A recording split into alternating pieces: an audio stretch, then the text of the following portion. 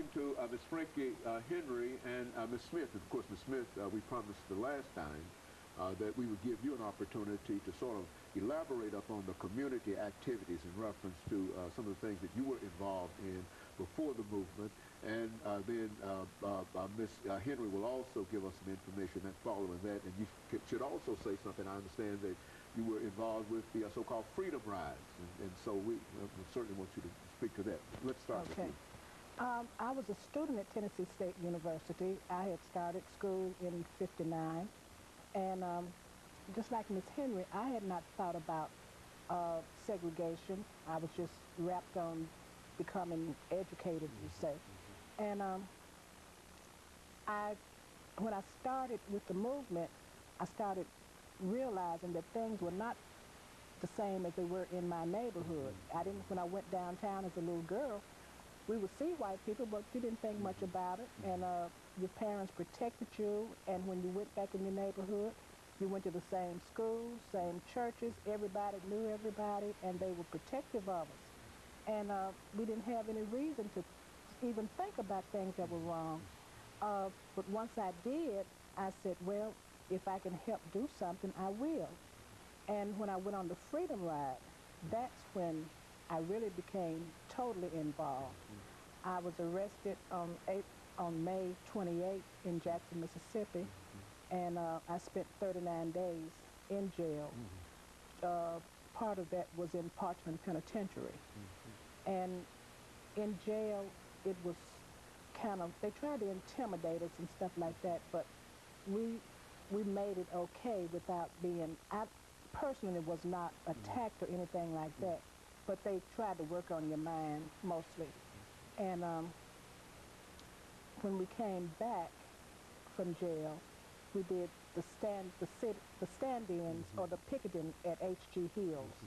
And that was just about my extent with the movement. I did go back to school because, of course, we were put out of school. We were expelled from Tennessee State for going on the Freedom Ride. And I eventually went back to school after we were exonerated.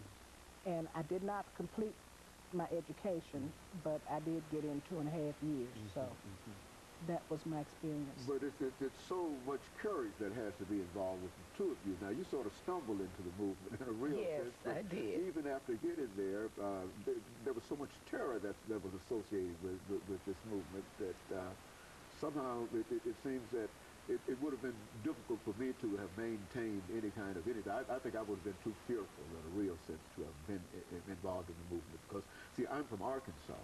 Okay. And we understood. I was at A&M College in Congress, Arkansas, and we had 2,000 students there. And out of those 2,000 students, only 8 went down to protest, you know, the sit-in when y'all started in Nashville. You see, only 8 went down, you see. And most of us, because we were embarrassed, didn't want to admit that we were fearful, and etc., we stood around and we pointed at them, you see, and saying that they didn't understand the terror of the white man, the Ku Klux Klan, and etc., and etc. And so it took a lot of courage, you see, to become involved in it the way that the two of you were, especially knowing what I know about the Freedom Rides, Ms. Smith, that had to be a very, very terrifying experience because were you on the bus that was burned? No, I was not. And I did not go when the students from Tennessee State took up the Freedom Ride after the Addison burning.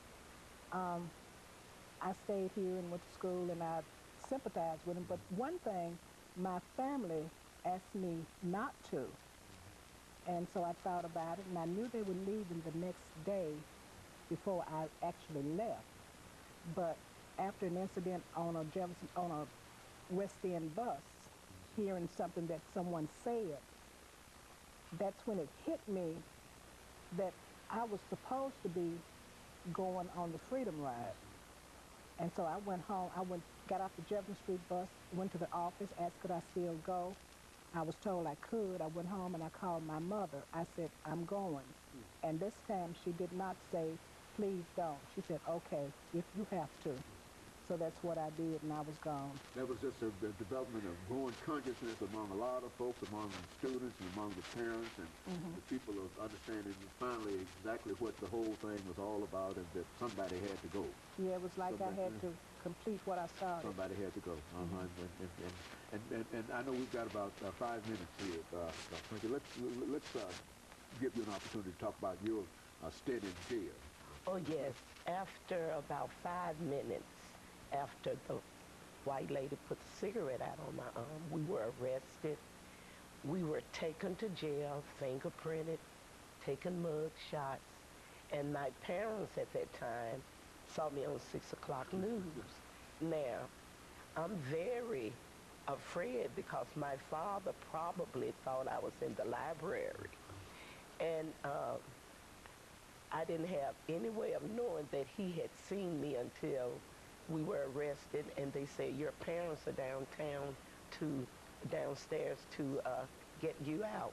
But I was caught up in the singing and in all of, I mean, it ran from heart to heart, the impact that this movement, yes.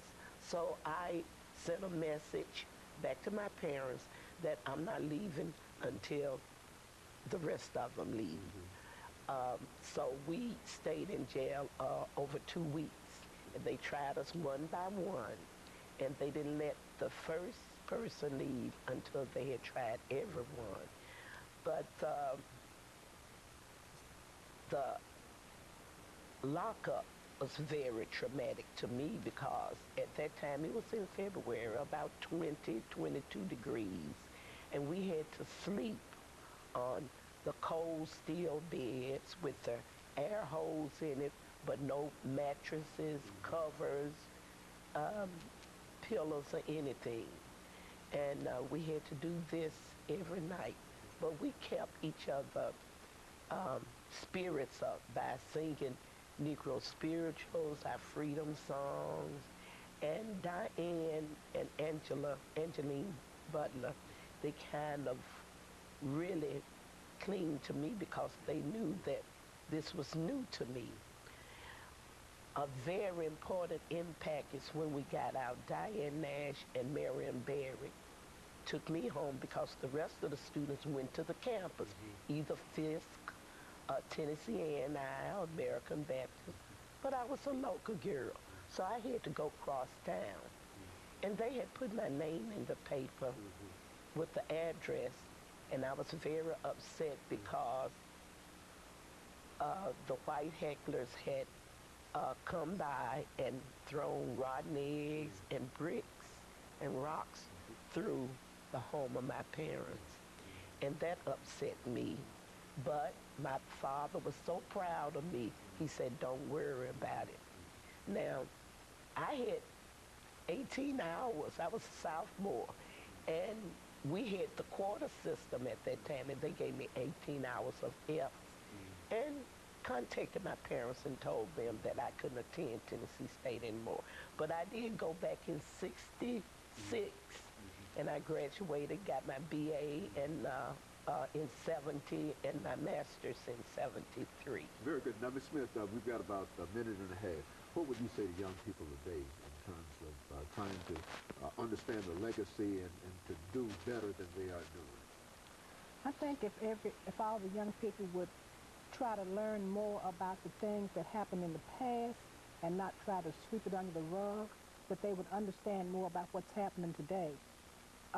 We didn't just start out being able to do everything you wanted to do, being treated the way you wanted to be treated.